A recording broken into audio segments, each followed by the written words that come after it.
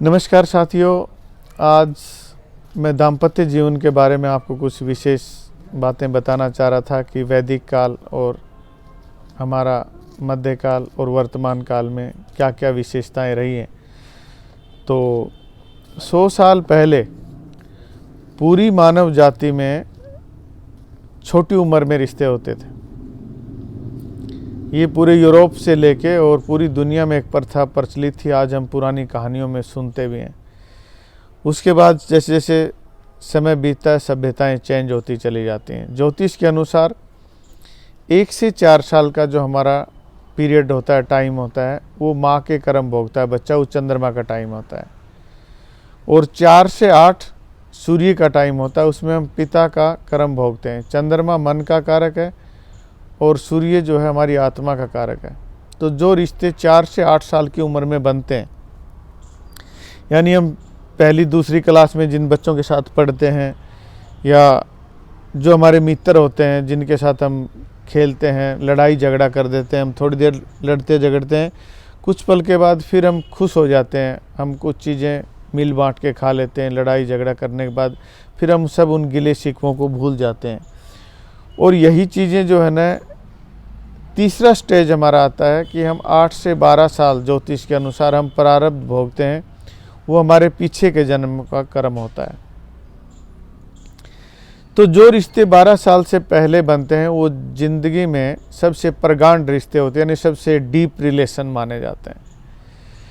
ठीक 12 साल की उम्र के बाद काम वासना का जन्म होता है और 12 साल से 24 साल का जो एक 12 साल का एक वर्तुल जो हम पूरा करते हैं, वो जो रिलेशन हमारे रहते हैं उनमें ज़्यादातर वासना प्रधान रिलेशन रहते हैं। पूरी दुनिया में आप देखेंगे, अमेरिका के अंदर आज जो चेंजिंग आई कि 24 साल के बाद जो रिश्ते होते हैं वो शुक्र के टाइम में शुरू होते हैं। 24 साल का जो टाइम होता है जीवन में, वहाँ से शुक्र का समय शुरू होता है और शुक्र हमारी वासनाओं का कारक है। तो जो रिश्ते वासनाओं से बनते हैं वो उतने गहरे नहीं होते हैं, क्योंकि उनका जो फाउंडेशन है वो वासना पे टिका हुआ है। और जो पहले जो फाउंडेशन मैंने बताया कि 4, 8 और 12 साल की उम्र तक के जो हमारे रिश्ते हैं, उनकी जो नींव आप रखते हैं वो मैत्री और प्रेम पे रखते हैं, उनमें वासना नहीं होती। तो मनुष्य के मस्तिष्क में गारंटी होती है कि जितने भी ये लव मैरिज केसेज आप देखेंगे कि 95% की मैं बात करूँगा, 5% छोड़ दीजिए जिनका पीछे के जन्म का कोई रिश्ता होता है। तो जो लोग उन रिश्तों को कामयाबी तक, मंजिल तक ले जाते हैं। लेकिन 95% जो रिश्ते होते हैं वो वासना पे टिके होते हैं। उनकी फाउंडेशन जो है वो झूठ से शुरू होती है। एक लड़का लड़की की तारीफ में सैकड़ों कसीदे पढ़ता है, उसको पता है ये झूठी बातें हैं, लेकिन वो हामी भरती है। और हमारी जो नींव शुरू होती है रिश्तों की, वो झूठ से शुरू होती है। यही लड़की लड़के की तारीफ में उसकी तारीफ़ों के पुल बांधती है, उसकी शान में कसीदे पढ़ती है और वो झूठी बातों पे हामी भरता है। तो हम हामी भर के उस झूठ को जन्म देते हैं। फिर हम एक आर्टिफिशियल रिश्ते में आ जाते हैं, झूठी तारीफ़ें, और अंदर से हमें रिश्ते की जो फीलिंग्स हैं वो कम होती चली जाती हैं।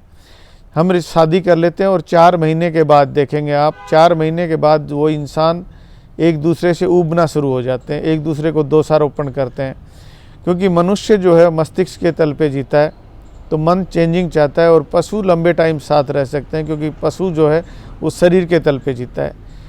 तो रिश्तों में अहंकार की वजह से हमारे रिश्ते जो है वो डे टू डे ख़राब हो जाते हैं। काफ़ी मात्रा में डिवोर्स आप देखने को मिल रहे हैं समाज में।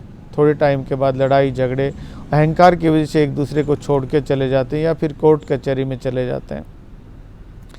इन सब चीज़ों से बचने के लिए योग ने हमारे शरीर में एक नाभि चक्कर होता है, जिसकी वजह से आप नाभि चक्कर को बराबर सक्रिय करते हैं, यानी आप श्वास नाभि चक्कर से लेना शुरू करते हैं।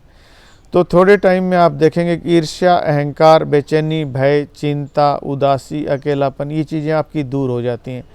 आपने 1 साल की उम्र तक के बच्चे को देखा होगा, वो नाभि से श्वास लेता है। छोटे बच्चे को, जब वो 1 साल तक का बच्चा होता है, आपने देखा वो बहुत गहरा श्वास लेता है और वो नाभि से श्वास उठाता है। आप 5 दिन ये प्रयोग करेंगे कि चाहे कितनी भी लड़ाई झगड़े हो, कितनी भी ईर्ष्या अहंकार हो, आपस में एक दूसरे की शक्ल देखना नहीं चाहते हो, आप 5 दिन यदि दोनों आदमी बराबर ये ध्यान रखेंगे, जब तक उनका श्वास, जब वो जागृत अवस्था में होते हैं नींद नहीं आती जब तक वो सोई हुई अवस्था में, तो उनके हाथ में नहीं होता, लेकिन जब वो जागृत अवस्था में होते हैं तब वो ध्यान रखें कि ज़्यादातर मेरा श्वास नाभि से चल रहा है। 5 से 7 दिन के अंदर अंदर दोनों के अंदर ईर्ष्या और अहंकार गिर जाएगा और एक लोच आएगी बच्चों जैसी रिश्तों में। जो छोटे बच्चे नहीं होते, थोड़ी देर झगड़ा करते हैं, फिर एक दूसरे को मार पिटाई भी कर देते हैं, फिर एक ही थाली में बैठ के खाना खा लेते हैं, उन्होंने किस बात पे क्यों झगड़ा किया वो भूल जाते हैं। जैसे हमने देखा होगा कि बच्चे छोटे जब लड़ाई झगड़ा करते हैं या शरारत करते हैं किचन में, माँ चांटा मार देती है या बाप चांटा मार देता है और बच्चा थोड़ी देर रोने लग जाता है, रूठ जाता है वो, फिर माँ उसको कुछ खाने को देती है, प्रेम से उसके सिर पे हाथ फिराती है, सीने से लगाती है बच्चे को, तो बच्चा सीने से लिपट जाता है, वो सारी चीज़ें भूल जाता है गिले शिकवे कि वो क्यों मारा, क्या हुआ। ऐसी लोच चाहिए रिश्तों में। आज अहंकार और ईर्ष्या की वजह से हमारे रिश्ते टूटते जा रहे हैं।